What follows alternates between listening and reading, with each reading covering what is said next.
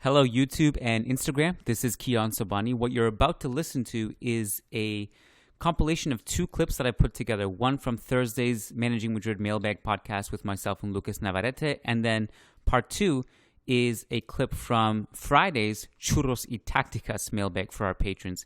So clip number one, Lucas and I discuss the Mbappe situation, what essentially needs to happen for him to move to Real Madrid this summer. We're all pretty certain that verbal agreement will be good to go by next summer and he'll come for free. However, we were just talking about what needs to happen for him to actually accelerate the process and come this summer, which has its pros and cons, but mostly its pros. And then part two, Diego and I discuss the Odegaard situation. So these are all small clips. They're not the entirety of the conversation. For the full thing, you need to click on the links and make sure you have access to the Patreon for both Managing Madrid and Churros y Tácticas. And as always, if you want timely clips right in your RSS feed so you can just pull up your phone and see what we're talking about real time, we never miss a beat. We're on time with every single news coverage every day, both on the site and in podcast form. Just make sure you subscribe on your podcast app.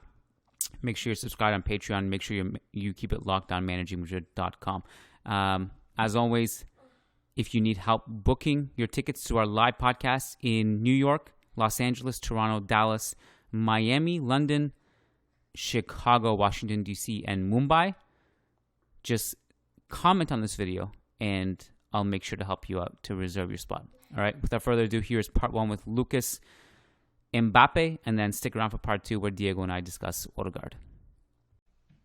Patrick Odayafati says, "It could be just me, and of course I would want Mbappe to come this summer instead of next summer. But if we're going to be honest, PSG have a better project than us and heavy favorites for the next Champions League. Why doesn't Mbappe just stay there for one more year, win everything, and then come to Madrid? That would make the most sense to me and would show me that he's all about winning. We all know his dream is to play here. He's on 22 now. Madrid will always wait for him as he's the king. I think this the sentence ends weirdly, but because he's a king, we'll just pretend that's what he says. So the question is, why would Mbappe choose to come now when he has a chance to play with Messi? First, and I think some people will be upset to hear this money talk and all. First of all, his bonus, his contract would be higher if he signed for Real Madrid right now rather than next year, because next year you have to guess that Real Madrid will be paying more money to his agent and maybe to himself as bonus as free agents. And then obviously you have there are pros and cons about staying and playing with Messi and Neymar this season. First of all, if PSG somehow fail, I think Mbappe's reputation wouldn't be as big and as important as it is right now. And even if PSG succeed, it wouldn't be Mbappe's success. It would all be about Messi and Neymar, in my opinion, and maybe even Ramos. I think Mbappe has suddenly become the least important player of PSG's attacking trio, as crazy as that sounds. And I think that he wants to lead a project. Although I also feel like if he's all about winning, definitely PSG offer him the best opportunity to win trophies this season rather than Real Madrid. But I think that inside of him, he wants to be the leader. Right now, I think he's the player of that attacking trio with the least reputation and you know, the one who is not under the spotlight there. And also we have to consider that again he might feel disrespected in the sense that Neymar and Messi's contracts are bigger than his contract right now. So there are pros and cons there, but I would understand if he were to demand a transfer from PSG this year instead of waiting until next summer. How do you feel about these reports that are coming out, especially in the last couple of days? But you know, it's just kind of the same reports. The Spanish media, it's every day is just a different thing. There was one by a reputable Spanish journalist. So I like this guy. I don't want to say his name or anything, but he said today that Mbappe, he talked about Mbappe's feelings, like how he feels with Messi coming. And I'm just like, what stage are we at here? How do we know how he's feeling? He's the only person, plus maybe like a very, very tight entourage in a completely different country than what you're reporting in, knows what he's feeling. I'm just really skeptical about all this. I think the Spanish media has doubled, tripled, quadrupled down on the idea that, how he's feeling and when he's coming, and it's this summer. It's just look, I guess in a lot of ways I actually get that you need to get your retweets in or whatever, if you care about that stuff and it's marketing. It's a little bit too far for me. I just want to wait and see. Like, sometimes it's okay to have periods of silence with what you're saying. So how do you feel about this? Like, I just feel like we have no idea. And like, even like there's theories, like this question is saying like, why would Mbappe want to come? And I get that point of view. And then there's the other side. It's like, well, doesn't he care about his own legacy? He's going to get lost in the shadows if he plays with Messi. And in my opinion, like, who knows? Like, it could be anything. No one knows. This is all just purely speculation. We have no idea what's in his head. We have no idea what he really cares about. Obviously, he's caring about something outside of PSG if he hasn't renewed yet, with a year left on the deal. So I don't know. It's just a lot of speculation, and we just have no idea how he feels. And he could feel any which way. Yeah, it all probably comes from Madrid as a club, Madrid sources. Madrid are probably keeping in touch with him, seeing what the plan is for this summer and how he feels, and whether or not he's going to come out publicly and say something, whether or not he's told PSG representatives about his plans for the future and all that. And these reports from the Spanish press probably come from Madrid sources, not definitely not from Mbappe. I don't think anyone in the Spanish press have close sources from Mbappe's camp. So I would guess that it all comes from Madrid sources. But I agree with you. It's all pure speculation right now, and I feel like there are some reasons why it makes sense from Mbappe and for Mbappe to leave PSG this summer. And at the same time, I feel like PSG are hard to predict. People keep talking about how it makes no sense for PSG to keep him for this summer and then let him go as a free agent next year, when they could be getting like 150 million or so. But we've been talking about this in the past, and I feel like PSG are unpredictable in this point of view, and they don't care about quote unquote a few million. I know those are a lot of millions for 99% of the clubs in elite and even non-elite football, but for PSG 150 million are peanuts. So it's a transfer saga very hard to predict, because it's unprecedented in the sense that probably a big star like Mbappe hasn't been wanting to leave an oil-backed club in the past. So it's very hard to predict because we have no precedents. From a purely PSG perspective, and this is part of the reason why I think it's going to be tough to obtain Mbappe this summer. It's just not money. They're not going to care about money. Like there was a report today that, like, I think it was from Cadena Ser, that Real Madrid are going to put in 120 million for a bid, and if the answer is they just don't care. And if the answer is no, then they're going to wait for him for free. The answer is no. Like the answer is already no. Like they don't care about that. They don't. So the only thing, if they don't care about money, what is it that they're going to care about? Really nothing. The only way I feel like this is going to budge is if Mbappe starts putting public pressure on him, and this is one thing that I actually thought about too. And again, this is not to contradict my own idea of like we know nothing and it's all speculation of what's in his head. But I actually thought this one was feasible when Al Khalifi yesterday, and I think you posted the quotes on the site where he said that, look, Mbappe wanted a team to win the Champions League. He hasn't now. No excuses. I feel like saying that publicly is a weird thing to do. Right. Agreed. And I wonder how Mbappe feels about that particular statement, because if someone said that, like just talking about me like that publicly, I'd be like, dude, what are you doing? Why are you dragging me into the Messi signing and all this? And I do wonder how he feels about that. And it points to like maybe the relationship isn't great. So if I'm Mbappe and I really want this to happen, I think the only thing that makes us budge is public pressure, like saying things like, Right. I'm going to leave at the end of the summer publicly, not speculation, like coming out in public and saying that. But I completely understand that he doesn't want to do that because you're also burning bridges with your own teammates. You have Neymar there and Messi there now, and if you try to leave this summer and it doesn't work, then you have this awkward thing.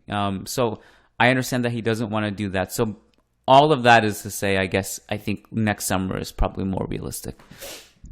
Yeah, and at the same time, Kylian, it's easy for us to say, well, if Mbappe wants out this summer, he needs to come out publicly and say it. But it's his hometown city, Yeah, it's his current club. totally.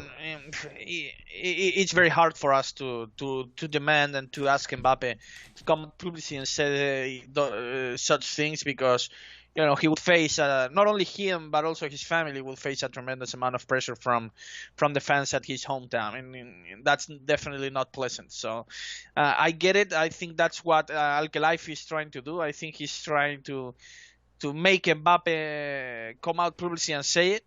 But if Real Madrid are expecting such a thing, I think that it's not going to happen. I'm not expecting Mbappe to come out to the press and say, I want to leave PSG and join Real Madrid.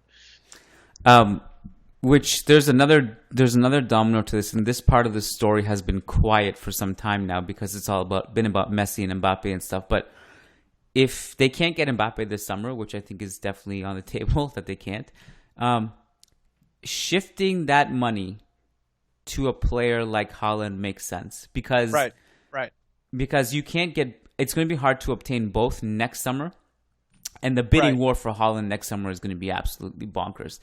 But if you can get if you can shift, let's say even let's throw 30 more million on the table, because from what I understand, I think there's about 180 to 200 million they can play with. But if they throw in 150 for Haaland this year, and they can get Mbappe for quote unquote free. It's not actually free because there's signing fees and agent Right. fees and stuff. But if I would shift that money towards Haaland this summer, you also show everybody that you're serious about building a project now, and you're just going to wait around for Mbappe. Haaland is probably the only other player in the world that is attainable that makes sense splashing for. Right. Right. So I think that the club would shift their attention there. Like, what do you think?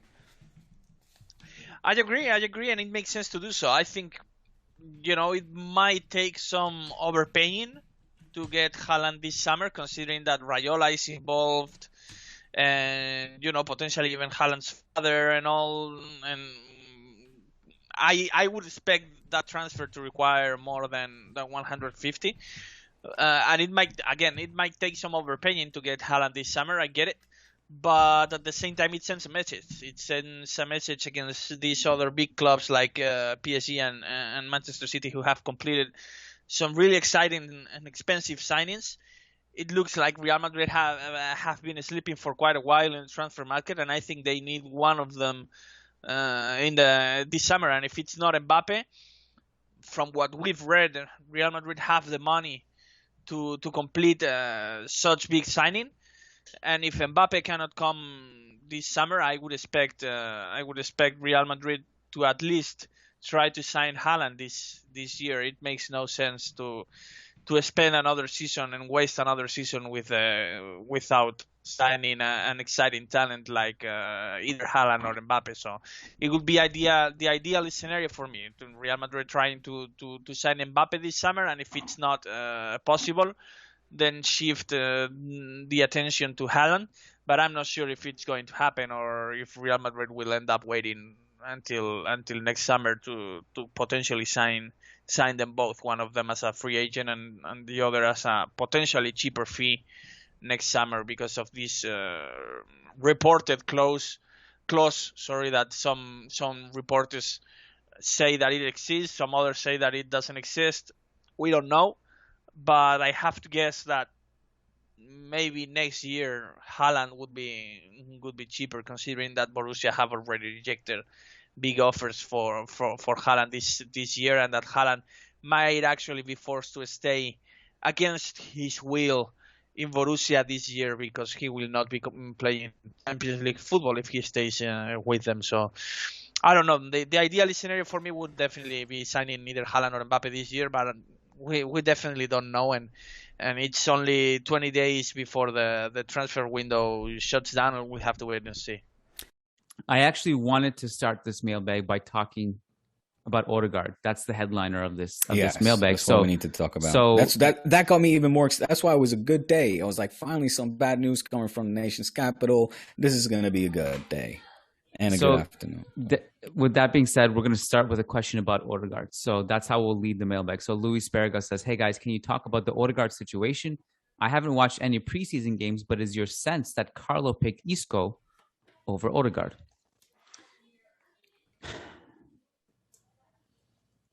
Here's what I can tell you. And I think it's a complex situation that has many different angles. And I think as much as I'll try to simplify it, I don't know if I can, but this is what we know.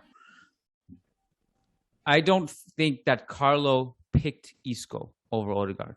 I think what happened here was there were several players that Real Madrid wanted to offload. Odegaard was not on the initial list. Isco was. And the list goes something like Isco, Jovic, Mariano Diaz. Those are like the kind of the main ones that stop that pop out, jump out. And then you kind of go down the list, like players like Odriozola, players like, if you can offload the contracts of Bale and Hazard and Marcelo, those are that's much easier said than done. But what happened was there was no market for these players. So you can't do that. It's a similar situation to what Barcelona is in now. Like Barcelona would like to sell Coutinho and Pjanic, but doing so could be difficult to do, and there's a good chance that Coutinho is going to be in the matchday squad against Real Sociedad, and Koeman obviously hinted that as well in his press conference. But I don't think that's the ideal scenario that they want to do that. And I could tell by your face just now, you probably didn't even listen to Koeman's press conference. Barca TV fraud. What happened was that simultaneously while this is happening, Odegaard is not feeling great about his place in the team. And Ancelotti can't guarantee him minutes. And he hinted at that quite in his as much in his press conference today, where he said, look, there are like 8 other players in the rotation. I can't guarantee Odegaard is going to be, a focal point of that. He may earn his way into it, but he's not that now. And so therefore we haven't registered yet because we don't know if he's going to stay in the team, and it is up to him. That's what he said. And Odegaard being the kind of, I don't know. I like the first word that comes to my mind is baby. Being the big baby that he is, doesn't want to fight for his spot. He wants to go to Arsenal. Bear with me, Diego, because I have some more thoughts on this. I think there's a few things happening with him and his mindset, and a lot of people are being critical of him, and I think rightfully so. I think they're like, look, dude, you're a talented player. We would love to have you in the team. Your timeline fits for this project of us just developing a team moving forward, a future midfield with Modric and Kroos, Modric especially retiring soon. We need bodies. You fit the timeline with Fede Valverde. Isco as last year's contract. Just stick it out, dude. We could use you.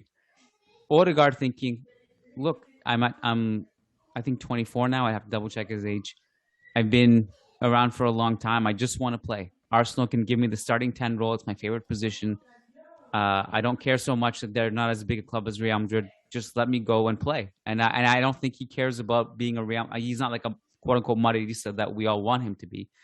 I do think also there is a bit of exaggeration with him not wanting to fight for the spot, just in the sense that the club has been known to do this, that like, Ashraf and Reguilon, the same narratives were pushed out about them, but they came out later and said, we wanted to fight for our place. It's not true that we didn't want to fight for our place. We just weren't given the choice. And actually, Zidane didn't even call us to tell us we were leaving. We were just gone. Odegaard, though, I think there is some truth to it. And I will say this about him. He can't escape competition his whole life. He's almost in his mid-20s now. If he's not, like, there's going to be a point where you're going to want to play for a big club, right? You're just going to avoid competition your whole life. At some point, you just got to like look yourself in the mirror and be like, okay, I want to fight for a spot. Unless the ambition is just Arsenal, Real Sociedad, and those kinds of teams, and, whatever. So